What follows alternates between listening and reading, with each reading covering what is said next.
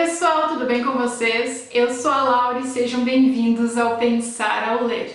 Vim então atualizar novamente o canal com as minhas últimas leituras. Não tenho lido muito, mas li bons livros, então isso conta bastante.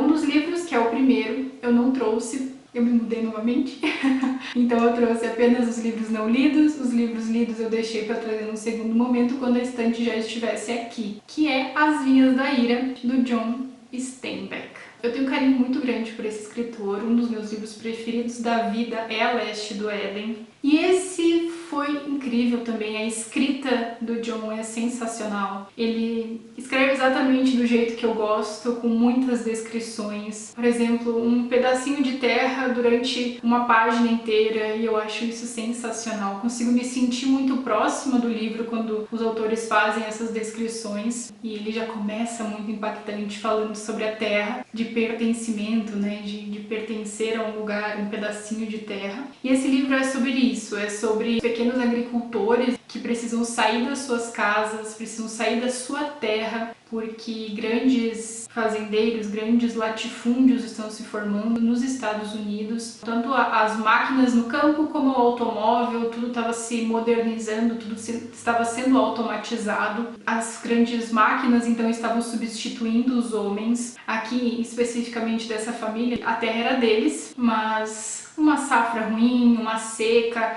acabou fazendo com que eles contraíssem dívidas junto ao banco e a terra era a garantia. E aí, como eles não conseguiram saldar essas dívidas, eles acabaram perdendo a terra para o banco. E aqui é muito forte, assim, eu digo que até um livro não tão violento como ele poderia ser, mas ele é sim As Vinhas da Ira, porque é algo muito revoltante. Você ser expulso da sua terra, você não ter mais aonde cair morto, você não tem mais nada, nada mais é seu, tudo que você conquistou ao longo da vida, toda a sua história está sendo soterrada por uma máquina. Você perde tudo, você perde o seu chão, você perde a sua identidade, e isso é algo muito característico também, principalmente de quem foi criado subsistindo daquela terra, né? Você plantava e você comia o que você plantava, você trocava o que você com outros vizinhos. Eu tenho mandioca, você tem feijão, vamos fazer essa troca pra gente conseguir os dois ter o que a gente quer. E isso acontece muito no interior, ainda existe isso. É uma história que, claro, é muito triste, mas é muito bonita. Toda a peregrinação dessa família, né? Você vai acompanhando quando eles saem dessa terra, quando eles precisam ir para a cidade, eles precisam encontrar trabalho. E não foi uma ou duas famílias, foram centenas de milhares. E isso acabou gerando uma escassez de trabalho muito grande. Pessoas passando fome, vivendo na beira de estradas, porque não conseguiam. Enfim, não tinha casa, não tinha comida, não tinha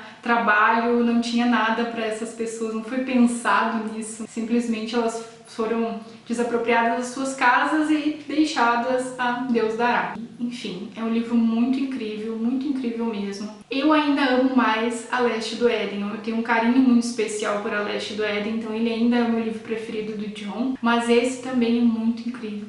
Não tem como não ser incrível. A história é muito forte, é tudo muito impactante. É um livro que vale infinitamente a pena, ele é grandiosíssimo, é um livro muito grandioso. A próxima leitura me surpreendeu muito. Eu não esperava que eu fosse gostar tanto deste livro, que é O Nome da Rosa, do Umberto Eco. Eu gostei muito dessa escrita, eu gostei muito do quão envolvente essa história é. Eu não esperava que fosse um suspense, algo tão meticuloso nas entrelinhas, e o quão crítico é. Ele faz então críticas aqui à igreja, principalmente católica, todas aquelas questões de papa. Tinha um paradigma entre o Papa e o Imperador. O Papa não queria que as pessoas tivessem essa ideia de humildade, essa ideia de que eles precisavam ser pobres, a igreja. E essas críticas para mim foram muito caras, assim, eu gostei muito, e principalmente da forma como ele construiu o suspense, de como foi o final, o desfecho da história. Foi muito surpreendente no sentido de, não era uma surpresa o que ia acontecer, mas foi ainda mais fundo na ferida dessas críticas que ele estava propondo.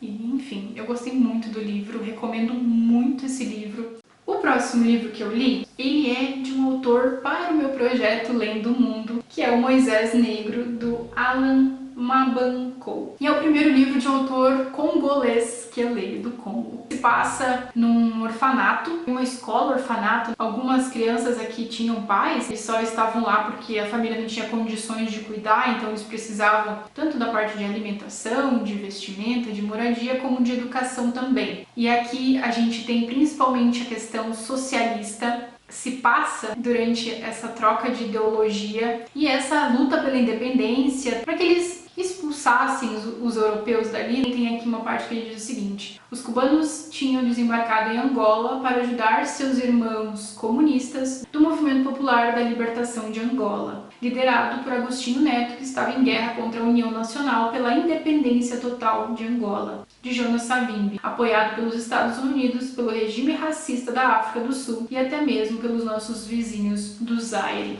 E uma frase que resume muito bem esse livro é a seguinte: quando os brancos vieram para a África, tínhamos as terras e eles tinham a Bíblia. Eles nos ensinaram a rezar de olhos fechados. Assim que os abrimos, os brancos tinham a terra e nós a Bíblia.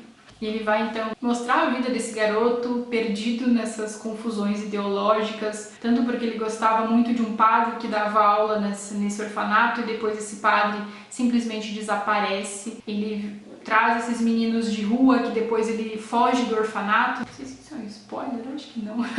Mas ele vai então viver na rua. Um menino de areia também. E, enfim, é incrível esse livro, eu gostei muito. Recomendo muito para vocês também.